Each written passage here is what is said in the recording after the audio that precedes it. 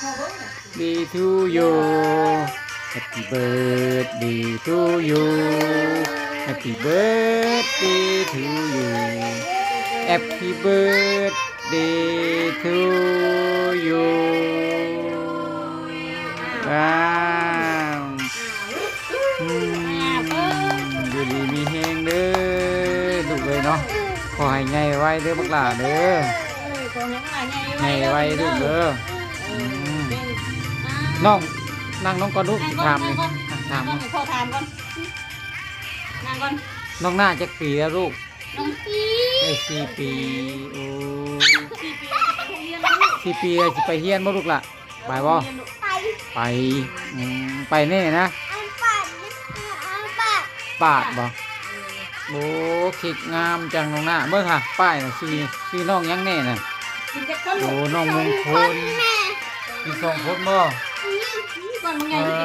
ก่อนมันใหญ่กินเบิดบ่เห็นน้องคนหน้าเนาะพี่น้องเลยกำลังใจน้องคนหน้าเลยพี่น้องเลยเนาะวันนี้ก็เป็นมื้อวันสำคัญสำหรับพี่น้องคนหน้าพี่น้องเลยเพราะว่าเป็นมื้อวันเกิดของเพื่อนพี่น้องเลยเพราะว่ามื้อนี้ครบ4 ปีบริบูรณ์เลยพี่น้องเนาะเป็นเกิดวันจันทร์ปี2021ก็เดือน10พี่น้องเลยวันที่4 เดือน 10เนาะหรือว่าเดือนตุลาคมนี่แหละพี่น้องเลยทางบ้านของเราก็เป็นเดือน10เนาะปัจจุบันน้องก็ได้4 ปีบริบูรณ์พี่น้องเลยเนาะก็ถือว่าโอเคพี่น้องก็ดีเรื่องดีพี่น้องเลยแต่น้องหน้าปาดคิดแล้วเฮ้ยน้องหน้านี่อยากกินน้ำดีเค้กรสยังน้องหน้าอันนี้นะรสนมเอาคือว่าซื้อมา2 ก้อนน้องหน้าเป่ากับป้าแล้วนี่เป่า3 คนบ่น้องหน้าเป่าไปแล้วชุด1บ่โดยนี่ก้อนน้ำหลังเนาะโดยป้าเพิ่นไปหน้าจ้าโอเคน้องวะเนาะขอให้ใหญ่ไว้ลูกเด้อจ้าทุญาลูกอ่ะจ้าสบายดีน้องนะสบายดีลูกมื้อนี้วันเกิดน้องหน้าน้องจักปีแล้วน้องหน้าจักปีแล้ว4 ปีโอ้โดสภาพเพิ่นเดินเที่ยวดูขี่รถเที่ยวเนาะมื้อนี้เป็นวันพิเศษของเพิ่นคือน้องเนาะวันเกิดของน้องคือหน้าเพิ่นพี่น้องเลยเนาะดูรถได้ลูกรถได้พาลูกป้าไปทางไหนบ้านี่ไปทางไหนไปทางพี่บ่ทางพี่ก็มาแล้วรถสลายว่าพี่น้องอะไรนี่เนาะเสียงรถเอาที่มันบ่มีไฟว่าดูละไฟชาร์จบ่มีบ่ไฟเบิดเลยเปิดได้ไหมบ่กล้าบ่เปิดเฮ้ยมันเบิดบ่ซะมื้อนี้จะพาเพิ่นเที่ยวดินเนี่ยพี่น้องเนาะได้โอกาสพอดีพี่น้องเลยแต่ทุกมื้อก็บ่ค่อยคือกันพี่น้องเนาะเนี่ยเรียกไปพี่น้องเลยมื้อนี้ก็อยู่เพื่อนน้ำเพิ่นพี่น้องเลยเนาะเพราะว่าคือครับนี่เป็นวันเกิดของเพิ่นพี่น้องเลยได้อยู่พักผ่อนพี่น้องเป็นวันสำคัญของลูกเนาะงานสำคัญของลูกก็เห็นลูกมีความสุขกับคนนี้ก็ดีใจน้ำแต่มีความสุขน้ำพี่น้องเลยน้องคนน่ะคนได้4 ขวบคือ4 ปีเลยพี่น้องเลยโอ้ยเอาให้ยังลูกเลยเถอะเด็กแห้งร้ายลูกสบายดีสวัสดีท่านผู้ชมFCกันทุกคนดูว่าจะเป็น FC ทางฝั่งไทยของเราต่างประเทศวันนี้มีต้อนรับเข้าสู่ช่องมีทุกการรายการหัดผ่านโคงอีกแล้วพี่น้องเอ๋ยโดยกลับมาพบกันอีกที่เก่าเดิมเป็นทางที่รายการนักข่าวสิก่อนอื่นรายการกระเพาะกาดในพี่น้องค่ะก็ได้จะช่วยกดติดตามกดซับสไครต์ให้รายการนั้นเลยทุกคนเลยรายการนี้กำลังให้ใจทำคลิปต่อไปอีกเนาะ โดยตัวที่ออกมาในนี้ให้พี่น้องเป็นวันเกิดของน้องผู้น่ามีตัวพี่น้องตอนนี้ก็กำลังจะเขาพิธีในพี่น้องเลยคือว่าสิบ8พฤษภาคมน้องผู้น่านะพี่น้องนะนี่ก็เป็นวันที่4 เดือนตุลาคมพี่น้อง2568เนาะน้องผู้น่าได้4 ขวบ4 ปีพอดีเลยพี่น้องเนาะโดยเราจะไปติดตามรับชมกันไปชมกันพี่น้องว่ามีกับคนเนาะถึงเชิญมาเราโดให้พี่น้องเลย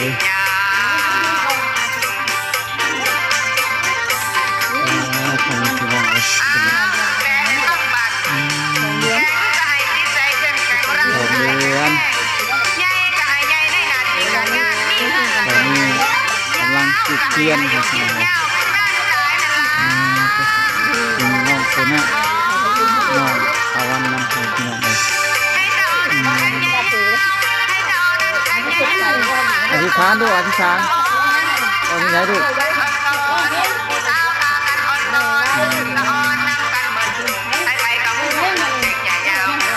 Happy birthday juga. Happy birthday. Tepuk tangan.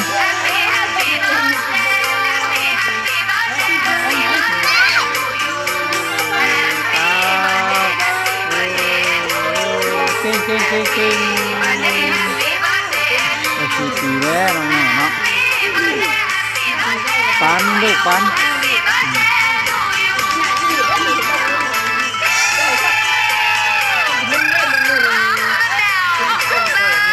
เอาลูกอ่ะแค่ป่านนะฮะมีว่ะป่าน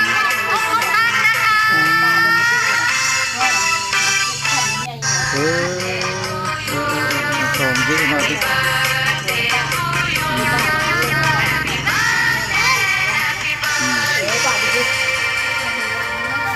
คือความคือของน้องคนนั้นคือสวยงามเนาะพี่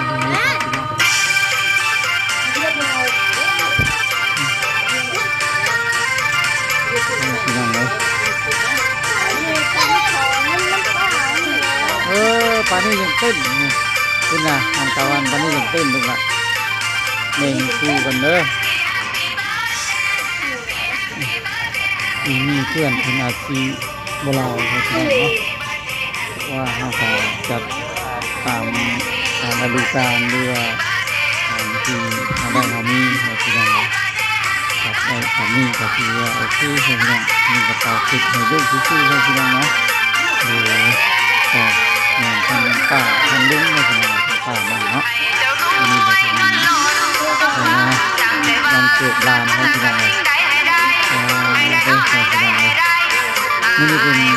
วันวันที่4พี่น้องเดือนตุลาคมนะ2567นะพี่น้องเดือนวันที่4 เดือน10นะพี่น้องเนาะโดยมอผมจะเป็นวันเกิดที่เพื่อนมาเป่าให้เพื่อนพี่น้องมีเรื่องหมูกระทะกันแน่เพื่อนเรื่อง14กันพี่น้องเนาะแต่เราทำกันบ่ได้ทำคนนี้พี่น้องเล่นเลยพี่น้องพี่น้องวันนี้จะรับงาน14เนาะที่จะป้า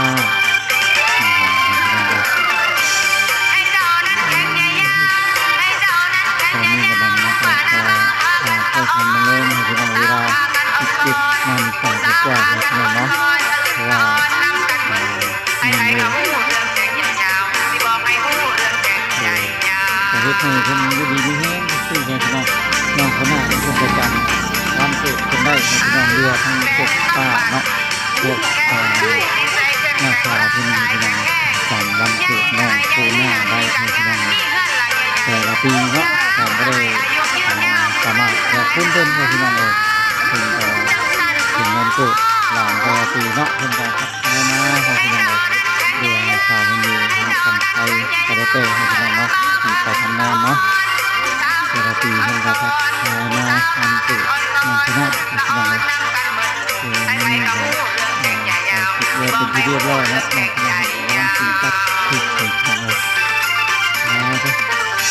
แก่บ่น้องน่ะ หืมแซ่บบ่ลูกอืมแซ่บบ่ลูกอีกคือไม่ใช่ได้เลยเป็นเราจะเป็นกำลังใจให้ในเรื่องที่พี่น้องเลยคนนี้เป็นกับผู้ที่มีความสุขใจคนละคนละ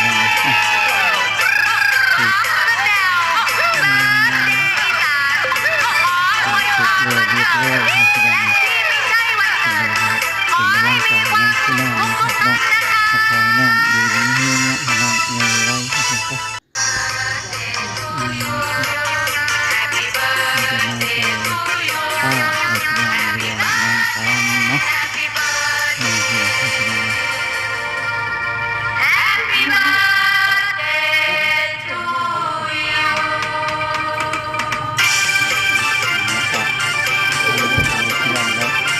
ร่วมกันเราเป็นกำลังใจให้น้องคนหน้าคนนึงให้พี่น้องเลย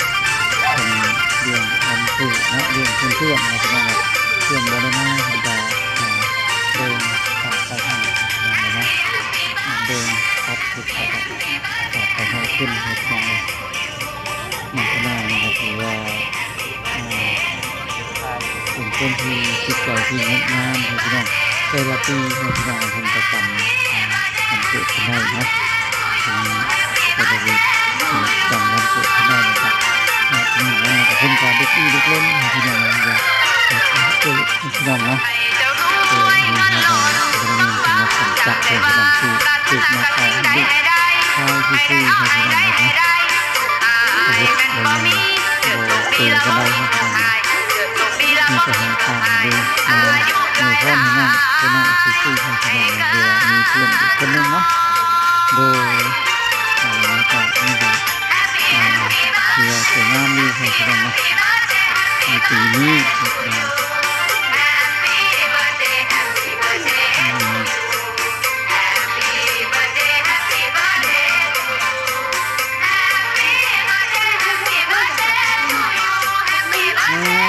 เท่มากเท่ลูก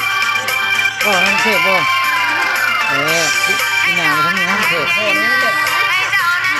ดูยัง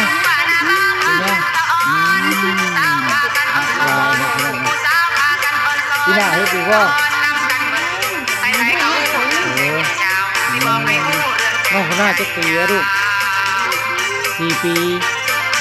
เข้าโรงเรียนหรือยัง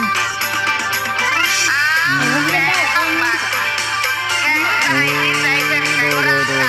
ทำโรงเรียนได้น้องสิเข้าบ่ลูกไปบ่ไปถ้าเรียนได้นะโดยนี่จะเฮ็ดก้อนใหญ่เท่าน้องหน้านี่ไง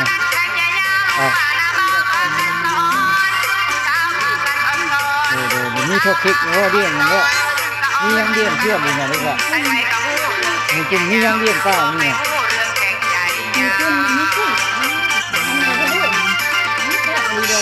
เท่บ่ลูกอ่ะ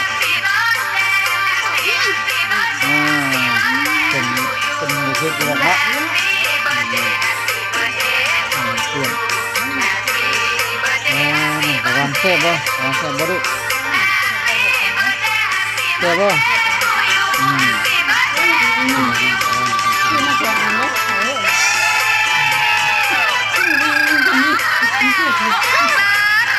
มีรถด้วยคือมาก่อนไงแต่คนหน่อยโย่เนาะคือมาก่อนไงแต่คนหน่อยกินหมูบดเท่กันเนาะโอเคให้พี่น้องเลยขอบคุณเนาะอีกทีลูกทุกคนเนาะที่เป็นพี่น้อ